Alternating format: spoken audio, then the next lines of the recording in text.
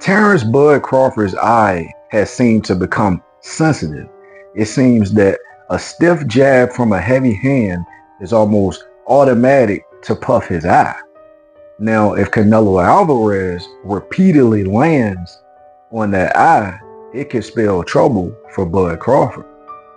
Bud Crawford having a severely swollen eye could put him in a compromised situation.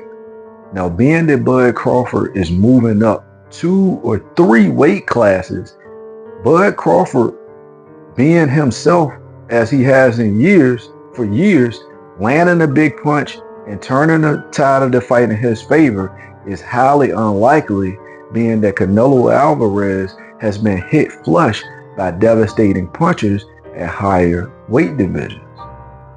Bud Crawford was unofficially dropped at 147 when he faced title contender Egis Kalvalauskas. Now, Egis Kalvalauskas also faced another devastating knockout artist at 147 and Virgil Ortiz Jr. And this is what he had to say when he was asked to compare the two. Tell me, power-wise, you were stopped by both guys. Who do you think punched harder, or are they different types of punchers? I think Virgil Ortiz has more power. He's a more powerful, more stronger guy and more aggressive guy. If Virgil Ortiz were to get a crack at Crawford, what kind of shot would you give him based on your knowledge of both? I would backing up the Virgil Ortiz, and I think he's the winner in that fight. I think he will beat Crawford. How do you think he defeats Crawford if he fights Crawford? Maybe even with the stoppage, because he's aggressive and powerful guy. So with that aggressiveness and with that power, he's a dangerous man. It's quite surprising because you fought against both. Your true opinion is that you think Ortiz, at this stage of his career, is he a better boxer than Terence Crawford? I think he's a stronger boxer. What was it like being underneath the power of Virgil Ortiz Jr.? What was that like on your body? My body felt those punches, I can tell you that. Yeah, my body felt his hard punches. Yeah. Conor Benn, for most of his career, was known as a devastating and relentless puncher, while Chris Eubank, even though 2 weight classes up, is more so known as a boxer. He's got some crack, but he's not known for his crack. He's known for his boxing ability. Conor Benn, for most of his career, was known as a devastating and relentless puncher, while Chris Eubank, even though 2 weight classes up, is more so known as a boxer. He's got some crack, but he's not known for his crack. He's known for his boxing ability. Now, I'm highlighting this fight today to show you guys that weight classes exist for a reason, which some of you probably already know. Conor Benn was in the best shape that I've ever seen him in. Chris Eubank Jr. was also in phenomenal shape, but he also struggled to make the weight, and he still was off by like a half a pound. The highly respected Showbiz the Adult actually placed a wager on Conor Benn to knock out Chris Eubank, but he said he was picking Chris Eubank to win the fight. I don't get that, but I want to emphasize that he placed a bet on the power punching Conor Benn to get the knockout. Conor Benn was able to hurt and stumble Chris Eubank Jr. early in that fight, and a lot of us were thinking this is it.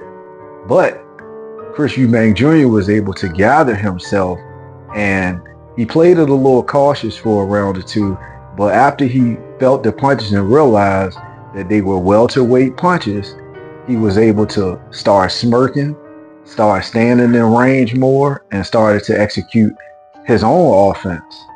Now, with that being said, when we compare this to Bud Crawford versus Canelo Alvarez is known to have one of the best chins in the history of boxing, and that might be a reach, but we've only seen Canelo hurt once, and after that, we can't find any footage of him being visibly hurt. Canelo Alvarez has been hit flush by more devastating punchers in higher weight classes. The one time that we seen Bud Crawford visibly the most hurt that we've seen him, ironically, took place way down at the 135-pound division.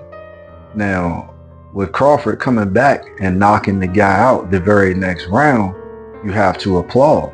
But with Crawford fighting as high as 154 and Gamboa ending his career at that same division way down there at 135, do we credit Crawford's chin, or do we credit that to Crawford being a weight bully down there in those lower divisions?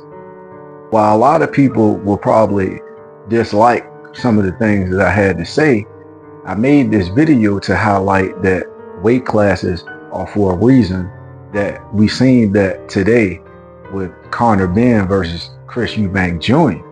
Now, I also want to throw in that if that was Canelo Alvarez that faced that version of Errol Spence that Terence Crawford did, I personally believe that Derrick James would have been forced to throw in the towel if Canelo Alvarez didn't sleep Errol Spence Jr.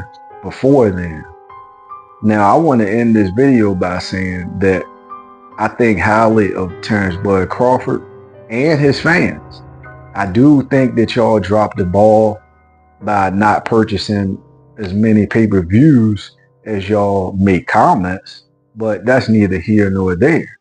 I want to wish Bud Crawford good luck if he actually makes it to the ring to face Canelo Alvarez in September of this year, especially being that I haven't heard any news about Bud Crawford taking a tune-up fight just to kind of get the cobwebs off before he goes in 3 weight classes up and faces a very skilled fighter in Canelo Alvarez.